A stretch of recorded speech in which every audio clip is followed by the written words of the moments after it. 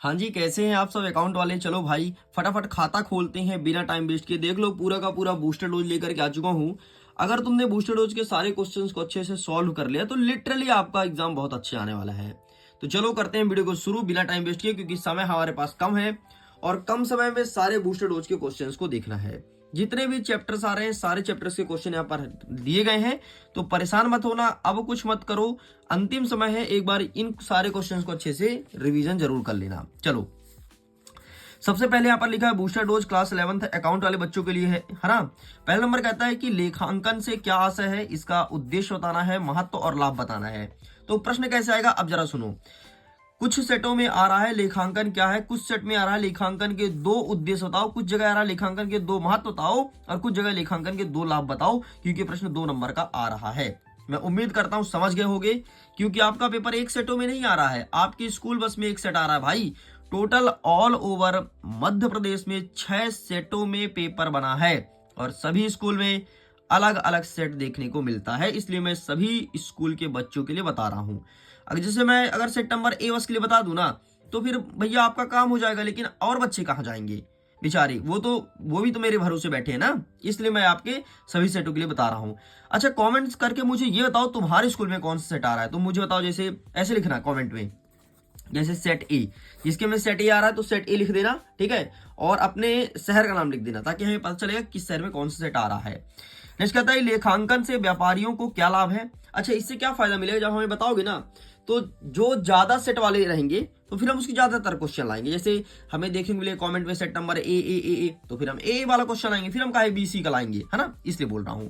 लेखांकन से व्यापारी का क्या लाभ होता है और इसकी कमियां कौन कौन सी है, लेखांकन की अवधि क्या होनी चाहिए और मौद्रिक मापन की मान्यताएं क्या है, ठीक है, प्रमाणक व लेख मानकों से क्या अभिप्राय है, दोहरा लेख प्रणाली की विशेषताएं और सिद्धांत बताना है, ठीक है, प्रमाणक की विशेषता तथा लेखांकन का समीकरण का महत्व बताइए, जनरल लिखने से क्या नियम होते हैं व जनरल के लाभ को समझाइए। ये सारे क्वेश्चंस एग्जाम में बन रहे हैं। नेक्स्ट कह रहा है कि चलने लगा। सहायक बही से क्या आशय है वह इसके विभिन्न सहायक बहियों का नाम लिखना व लाभ बताना है। नेक्स्ट कहता है रोकड़ बही की विशेषताएं लिखिए व इनसे कौन कौन से हमें लाभ प्राप्त होते हैं, लाभ भी बताना है। नेक्स्ट कहता है कि अतिरिक्त वापसी व बाह्य वापसी में अंतर स्पष्ट कीजिए। विक्रय बही से क्या आशय है, ये एग्जाम में देखने को मिलेगा।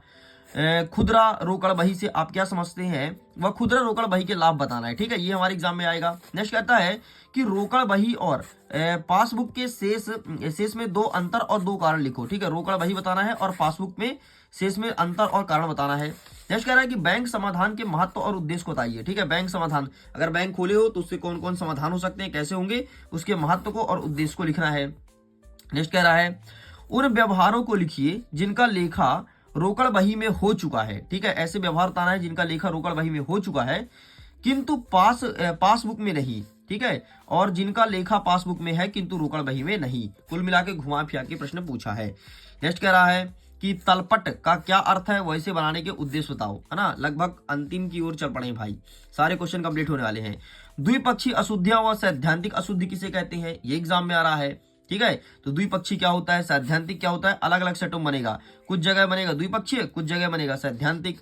नेक्स्ट कहता है उदरत खाता किसे कहते हैं, वह इसकी विशेषता बताओ, ठीक है, तो ये अच्छे से कर ही लेना, सेट में देखने को मिलेगा। नेक्स्ट कहता है हास के क्या कारण है, वह हास की राशि को प्रभावित करने वाले तत्व को समझाइए।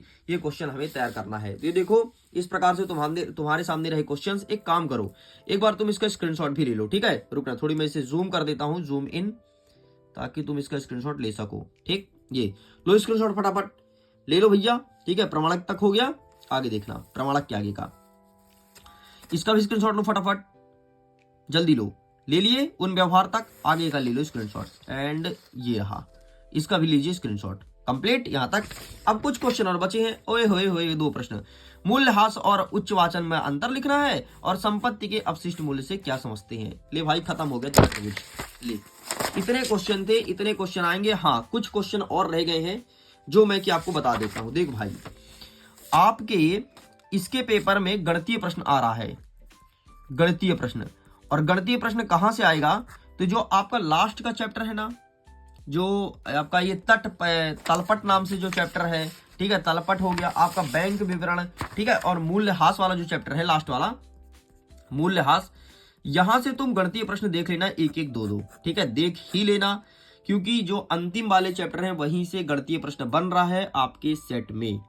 बस इतना इंफॉर्मेशन और थी। बाकी अगर आपको पीडीएफ डाउनलोड करना है तो जाइए मिडिल एजुकेशन का एप्लीकेशन को डाउनलोड करके और इसके पीडीएफ को आसानी से डाउनलोड कर सकते हैं। मैं करता हूं वीडियो को एंड। Thanks for watching.